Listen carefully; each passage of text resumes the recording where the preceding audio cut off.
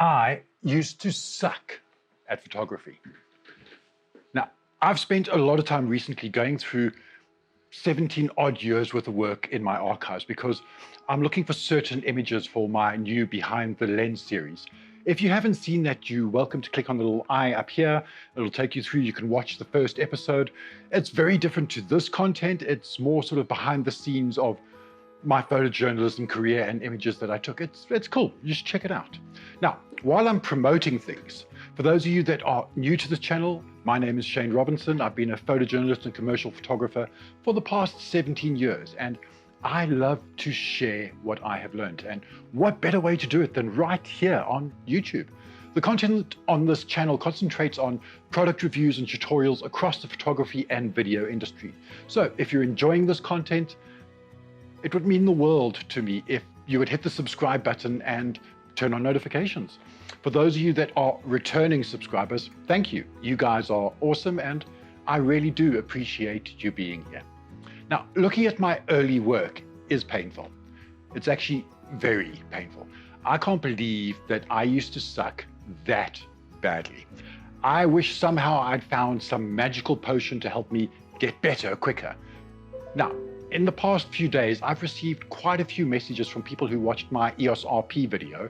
And if you haven't watched that video, feel free to click the little eye up here and you can go and check that video out as well. Anyway, I've received a whole bunch of messages from people who've watched that video. They've ordered the camera and they are new, they're beginners, they're just getting into photography. It's their first DSLR mirrorless style camera. They've come off cell phones, and they wanted to know if I could help with a few beginner tips to help them get onto their feet a little bit quicker. So, being the nice person that I am, well, my cat says I am, so I guess that means it's true. I thought I'd make this video for those RP users. The good news though is that these tips can be applied to pretty much any camera, and a few of them even to cell phone photography.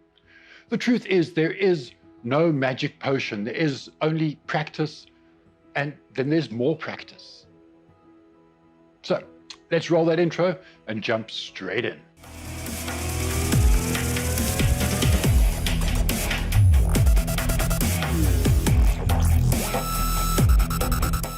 Okay, so we're going to jump into 7 tips, tricks, whatever. Let's call them tips because they're not tricks. It's things you need to know to make your photography better.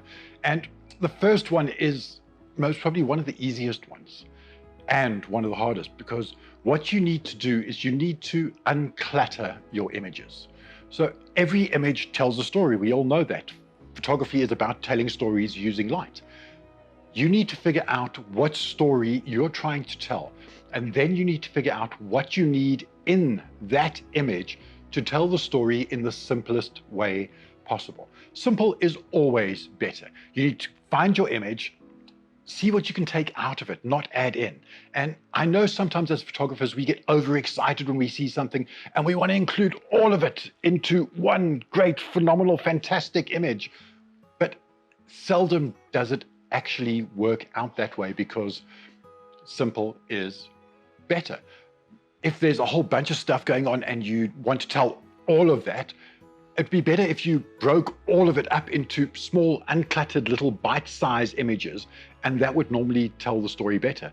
You'll find that you really struggle to tell a story properly if there is too much going on in an image. So find out what the story is and figure out how you can tell it in the simplest way possible. I know it's not easy, but that's my number 1 tip.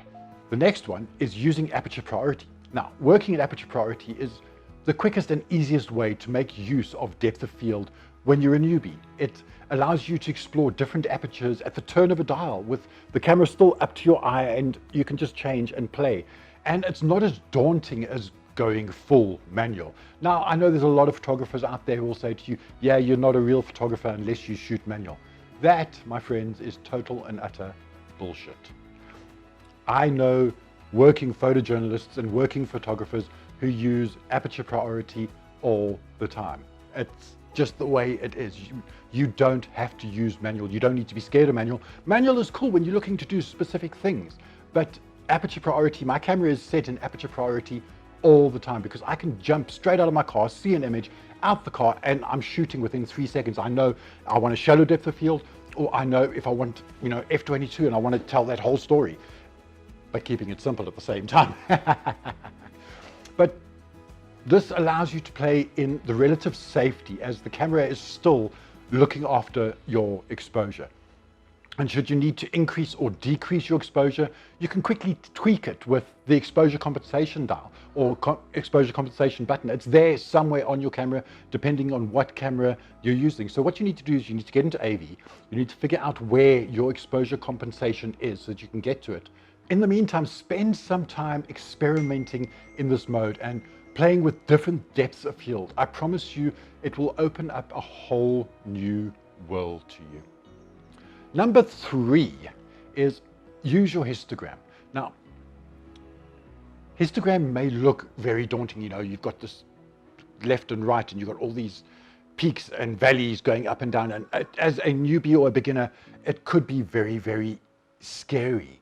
But it is the best way to judge where your exposure is sitting at a quick glance. So you fire off a picture, open it up, hit your I button, or depending on which camera you're on the Canon, hit the I button, and then at a quick glance, you can kind of see where your exposure is sitting. Are you too deep into the shadows? Have you blown out the highlights? Or is it kind of nicely exposed? Obviously, you don't want all the information on the right-hand side of the histogram, because that means you're blowing out your highlights. And while you may lose quality of your image if you recover from shadows or from an underexposure, if your highlights are gone, it's over. You're not getting them back. With a digital file, it is just not happening. On film, we used to still kind of get away with it a little bit, but on a digital image, there is no way to fix it. So spend some time playing with your histogram. Number 4, set up rear focus on your camera. I cannot stress enough what a difference this will make to your photography. Having back button focus on your camera is it is a life-changing thing when it comes to photography. Because I know as a beginner, you've got it on the front. That's how it comes when you get your camera and you go beep, and it goes zzt, and it focuses. And then you try and zzt, and you focus, and then you move over there to recompose your image or reframe it, and you push the button again and it changes the focus. So having that rear focus, you can set your focus with your back button, bang, focus is set, and now you can move it anywhere you want to. That focal point is not going to move because you've used the rear focus. Now you can push that shutter button wherever you want, and that focus will stay there. And that is what you want, because now you can start working with your rule of thirds, because you don't have to worry about your focus changing every time, or half hold it down so you can kind of just go into your camera settings. It's different on every camera. It is there. You just need to spend a little bit of time in the menu system finding that rear focus, the rear button focus. Number 5, use different lenses.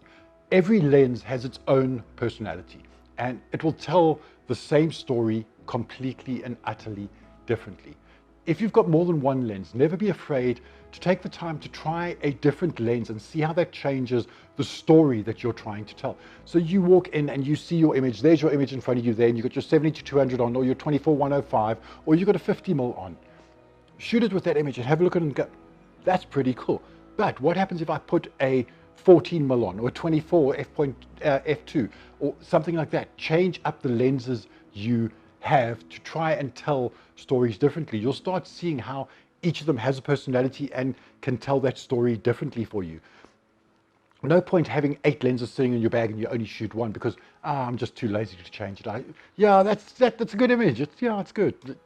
Change up the lenses and try something different. If you've only got one zoom lens, so the kit lens that came 18-55, shoot at a different focal length and see what happens to the images shooting a different focal length. Because what that challenges you to do is to move in and out and left and right and up and down.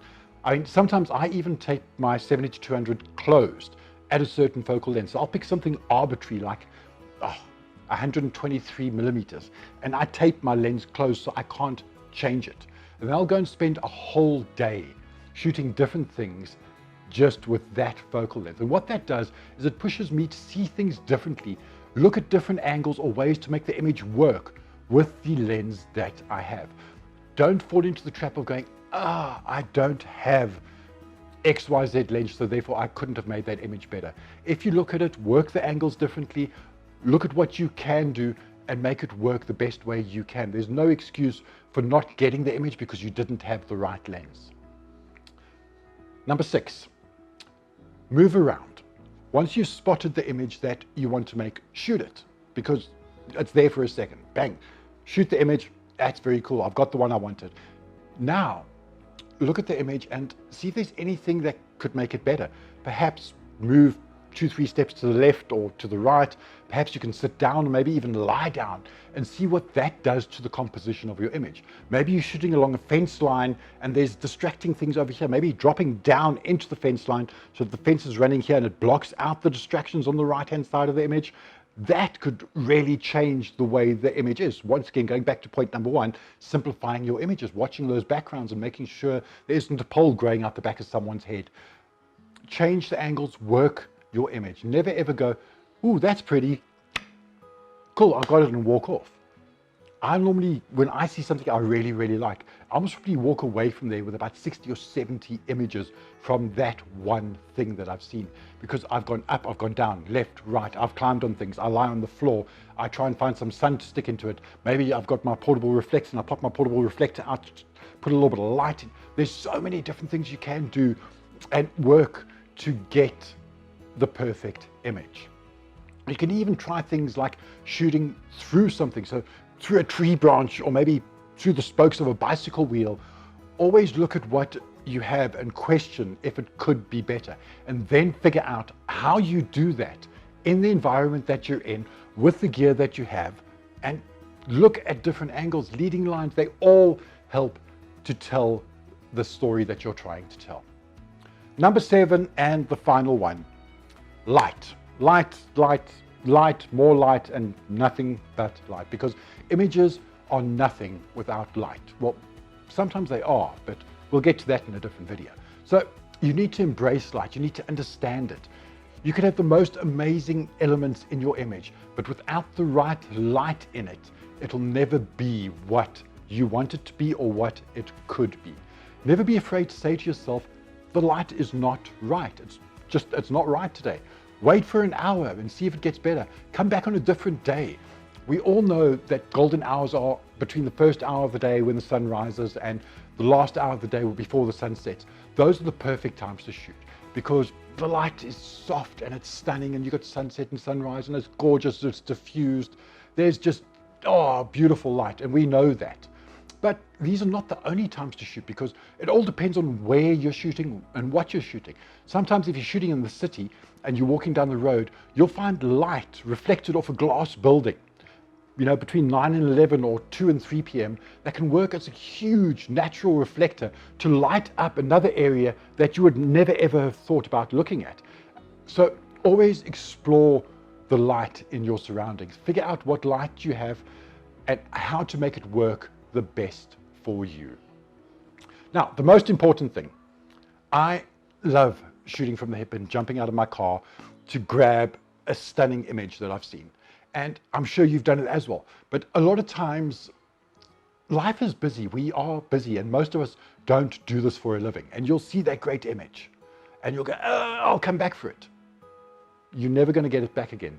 If you see that image, try your best. This is a bonus tip, by the way. Try your best to get out of your car, get out of the train, get out of the bus, whatever, and capture that image. Because 80% of the time, you're never, ever, ever going to get that back again. And that's going to be burnt into your brain, and it's just going to suck. Anyway, I hope you have enjoyed this video and that you found some of the tips useful. I'd love to hear some tips from you guys. If you aren't a newbie and you're watching this video anyway, feel free to drop a couple of tips below so that other people watching this video can see your tips and they can comment. This is a discussion. That's the way this works, because without you guys, there is no me. So let's have a discussion. Let's chat about it. I have got upcoming videos. Let's have a look quickly. I've got the 60 Mark II versus the EOS RP coming up in the next week or so. You guys have been asking me to do a comparison on the still side and on the video side, so we're going to shoot that and see how those two compare against each other. I've got the Nikon Z7 coming in the next couple of days, as well as the new Galaxy S10 S10. So those should make for all interesting videos. Is that Galaxy S10 going to be the next best thing as far as vloggers go, as far as photographers go? It looks like it is a beast of a cell phone camera. I can't wait to play with it. Anyway, remember to hit that subscribe button, give it a like, drop some comments below, share it out with your friends, invite everyone to come and join the tribe. I hope you have a fantastic day, and I will chat to you in the next video. Cheers, guys.